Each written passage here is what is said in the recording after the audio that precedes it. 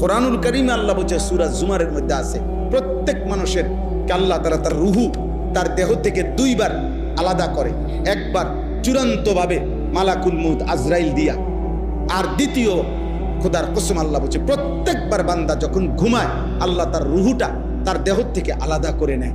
আল্লাহ নিজে বলছেন, আমি চাইলেই আবার ফেরত দেই, আমি না চাইলে ফেরত দেই।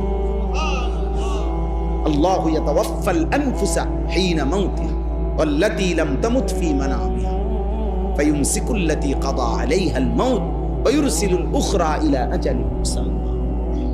এরপরে আল্লাহ কি সুন্দর করে বলছে, তবে শুনো বান্দা, প্রতিবার যদিও আমি রুহুটা ফেরত দেই ঘুম থেকে জাগবার সময়, কিন্তু এইটাও ইলা আজালিম মুসাম্মা, একটি নির্দিষ্ট সময় পর্যন্তই ফেরত দিচ্ছি।